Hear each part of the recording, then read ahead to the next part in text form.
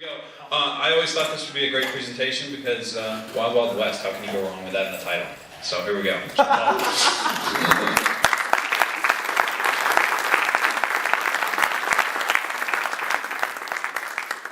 So right now there are 40,000 honeybees living in my backyard. And I think that makes me a beekeeper. But I'll be the first to admit that I'm actually not that great.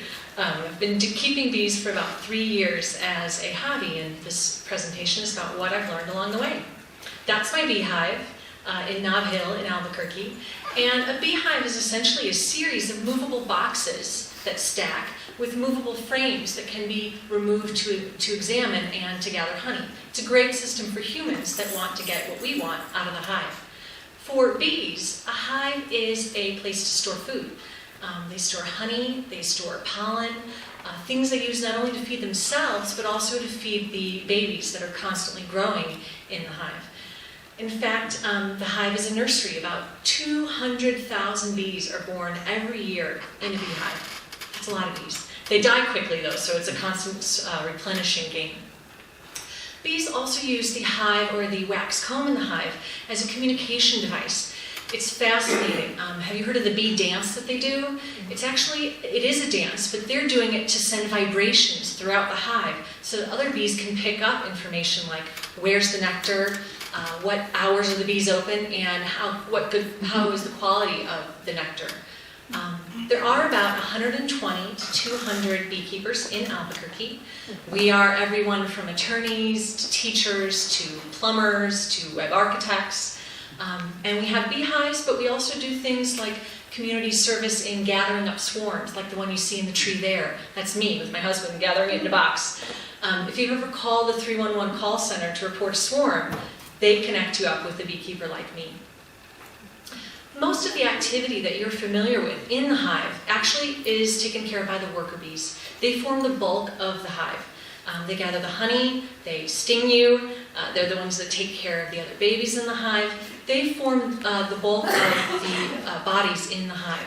Drones comprise about 10% of bees in the hive. And it's true, sorry guys, they're really not good for anything but mating. They're a genetic diversity device.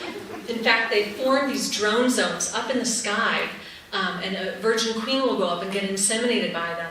And when a drone inseminates her, in fact, she gets about 10 inseminations on her one single flight, the genitalia of the drone explodes. I just did that. It explodes, and the drone actually falls to the ground and dies. It's a very inglorious ending. The queen, I don't know why they call her the queen. She's really a slave.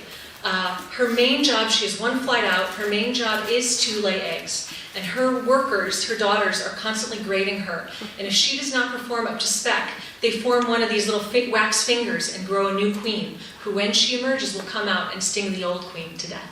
Yeah. It's fascinating.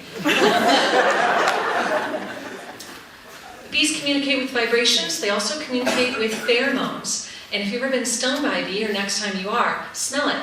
It smells like bananas. It's a warning signal from one bee to another to say, hey, an invader just came into our turf, let's raise a warning. Bees also see, interestingly, their visual spectrum is shifted. They see ultraviolet light, and they don't see red. To them, red looks like black, and black looks like a bear. So you don't want to be wearing any of those clothes if you're taking care of a beehive. Honey is fascinating, actually. Nectar, when bees gather it, is about 80% water, and they convert it for storage purposes to a much lower concentration by fanning it with their wings. So they reduce it to about 14 to 16%, and that allows it to keep for the long term. Has anyone heard about colony collapse disorder? Bees are having a hard time. In fact, in Albuquerque, we lose about 25% of our bees every year. So I thought I'd put together a couple of things you can do to help. Every year, I've lost at least one hive to pesticides. So if you're going to use any kind of herbicides or pesticides, please do it at night. Please never spray any weeds or anything when they're blooming, because it's not a weed to a bee, it's a nectar source. On the positive note, if you want to provide water for bees need water in Albuquerque, put out some rocks or mulch in your bird bath and fill it with water, and soon enough you'll have bees coming out to gather water which they need to feed the new babies. If you're interested in keeping bees, The number one tip I have for you is to hook up with the local beekeeping community. No matter how intellectual you are and how many books you have read on the subject, you really need some hand-holding.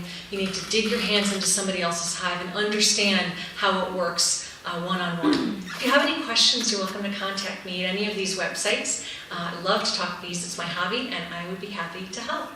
Thank you.